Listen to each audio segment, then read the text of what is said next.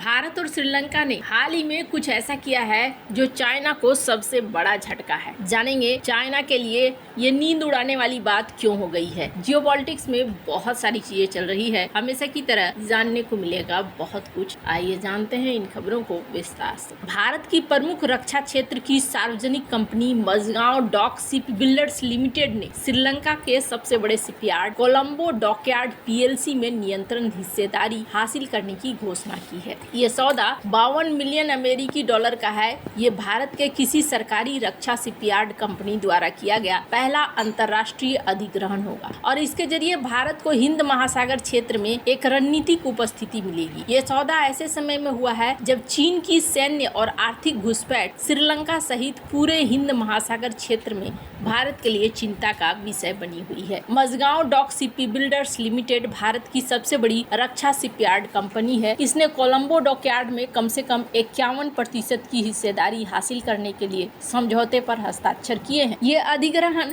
प्राथमिक पूंजी निवेश और द्वितीयक शेयर खरीद के संयोजन के माध्यम से किया जाएगा, जिसमें जापान की ओनिमिची डॉकयार्ड कंपनी लिमिटेड के शेयरों की खरीद शामिल है, जो वर्तमान में सीटीपीएलसी में बहुसंख्यक हिस्सेदार है। यह सौदा नियामक अनुमोदन और अन्य सामान्य शर्तों के अधीन है और इसके 4 से 6 महीने में पूरे होने की उम्मीद है। सौदे के पूरा होने पर कोलंबो डॉकयार्ड भारत के एमडीएल की सहायक कंपनी बन जाएगी। एमडीएल के चेयरमैन और प्रबंध निदेशक कैप्टन जगमोहन ने टाइम्स ऑफ इंडिया को बताया, सीडीपीएलसी में नियंत्रण हिस्सेदारी का प्रस्तावित अधिग्रहण हमारे शिपयार्ड को एक क्षेत्रीय समुद्री शक्ति और आगे चलकर वैश्विक शिप बिल्डिंग कंपनी में बदलने की दिशा में एक गेटवे है। उन्होंने कहा कि कोलंबो पोर्ट पर सीडीपीएलसी की रणनीतिक स्थिति, इसकी सिद्ध क्षमताएं और क्षेत्रीय उपस्थिति एमडीएल को दक्षिण एशिया में एक महत्वपूर्ण खिलाड़ी के रूप में स्थापित करेगी। सीडीपीएलसी के पास जहाज निर्माण, मरम्मत, भारी इंजीनियरिंग का 50 से अधिक वर्षों का अनुभव है। ये company Japan, Norway, France, UAE, Bharat और कई अफ्रीकी देशों के लिए जटिल offshore support vessel, cable laying जहाज, टैंकर और गश्ती नौकाएं बना चुकी है। सीडीपीएलसी वर्तमान में लगभग 300 मिलियन डॉलर की परियोजनाओं पर काम कर रही है, जिसमें cable laying ship, multipurpose utility ship, fleet support vessel शामिल है। एक एमडीएल अधिकारी ने कहा कि एमडीएल की तकनीकी सहयोग, भारतीय सप्लाई चेन तक पहुंच और भारतीय और मित्र देशों के समुद्री बाजारों में प्रवेश के साथ सीडीपीएलसी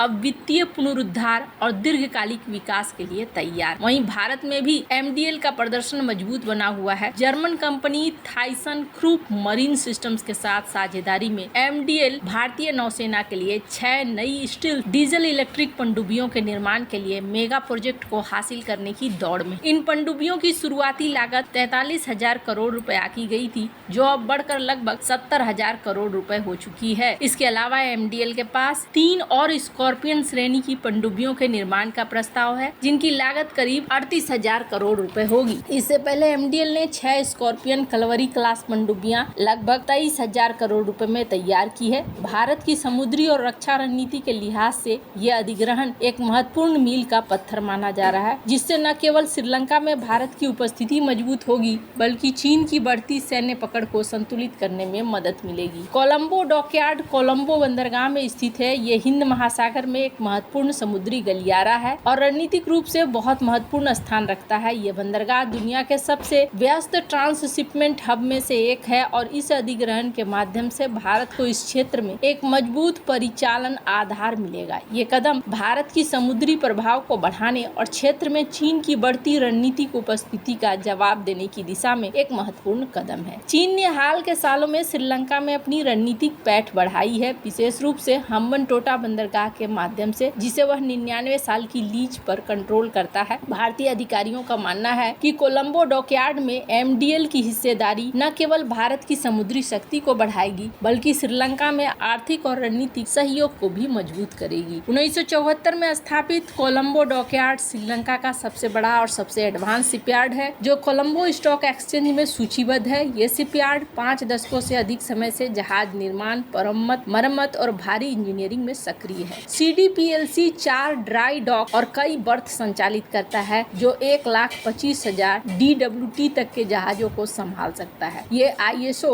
और DNV, लॉयड रजिस्टर्ड, ABS और IRS जैसे वर्गीकरण मानकों का पालन करता है। वर्तमान में शिपयार्ड के पास $300 मिलियन से अधिक की ऑर्डर पाइपलाइन है, जिसमें केबल बिछाने वाले जहाज, बहुउद्देशीय उपयोगिता वाले जहाज और नए फ्लीट सपोर्ट्स जहाज शामिल हैं। हालांकि कोलंबो डॉकयार्ड वित्तीय संकट का सामना कर रहा है, जिसमें 2024 में 2.48 बिलियन रुपए का नुकसान और 38.28 बिलियन रुपए की बढ़ती देनदारी शामिल है। MDL अपनी मजबूत वित्तीय स्थिति और तकनीकी क्षमताओं का उपयोग करके इस शिपयार्ड को फिर से ले जाने की योजना बना रहा है और ये चाइना को टेंशन दे रहा है। चाइना को टेंशन इसलिए दे रहा है कि बात सिर्फ यहीं पर नहीं है। MDL इसमें 2 निवेश करेगा। कोलंबो डॉकयार्ड में नए शेयरों के माध्यम से पूंजी डाली जाएगी। जापान की ओनोमिच डॉकयार्ड कंपनी लिमिटेड से मौजूदा शेयरों की खरीद की जाएगी। ये सौदा 4 से 6 महीने में पूरा होगा। चीन ने श्रीलंका में गहरी रणनीतिक पैठ बनाई है, विशेष रूप से हम्बनटोटा बंदरगाह के 99 साल के पट्टे के माध्यम से। MDL की ये डील भारत को इस क्षेत्र में एक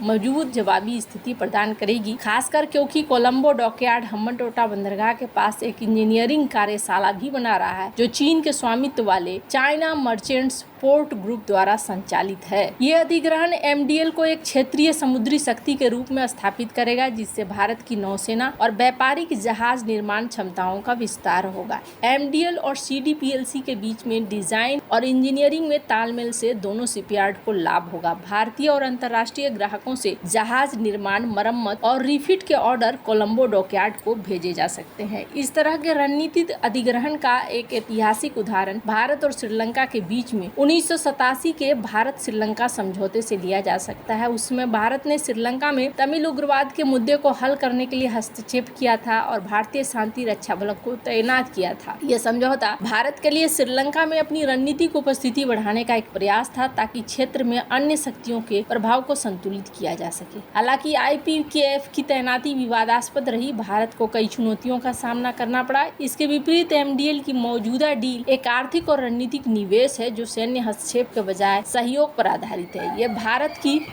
सागर नीति के अनुरूप है, जिसका उद्देश्य हिंद महासागर क्षेत्र में सहयोग और स्थिरता को बढ़ावा देना। ये डील भारत की उस रणनीति को दिखलाती है जिसमें वह क्षेत्रीय प्रभाव बढ़ाने के लिए आर्थिक निवेश और तकनीकी सहयोग का उपयोग कर रहा है, जैसा कि हाल के सालों में मालदीव और मॉरिशस जैसे देशों के साथ विभिन्न परियोजनाओं में देखा गया है। कोलंबो डॉकयार्ड, जो कोलंबो स्टॉक एक्सचेंज में सूचीबद्ध है, वर्तमान में वित्तीय संकट का सामना कर रहा है। MDL की मजबूत वित्तीय स्थिति और तकनीकी विशेषज्ञता इस शिपयार्ड को फिर से खड़ा करने में मदद करेगी। मझगांव डॉक का ये अधिग्रहण भारत के लिए एक ऐतिहासिक कदम है, जो न केवल समुद्री उद्योग को वैश्विक स्तर पर ले जाएगा, बल्कि हिंद महासागर में भारत की रणनीतिक स्थिति को मजबूत भी करेगा। वैसे कई सारी चीजें एक साथ चल रही है। सेना और भारत का भी एक साथ कई कार्यक्रम भी चल रहे हैं, जो देखने को मिल रहा है। हालांकि यहाँ देखने को मिल रहा है कि चाइना अब बहुत सारी चीजों में छोड़ भी रहा है और पाकिस्तान को भी साथ लेना पड़ रहा है, श्रीलंका को भी साथ लेना पड़ रहा है। IMF वगैरह की हम्बनटोटा से एक कड़वा सबक भी सीखा है श्रीलंका ने। आपको क्या लगता है इन सब मामले में? आपकी क्या राय है? कमेंट कर जरूर बताएं। जल्द मिलते हैं नई वीडियो में नई खबर के साथ।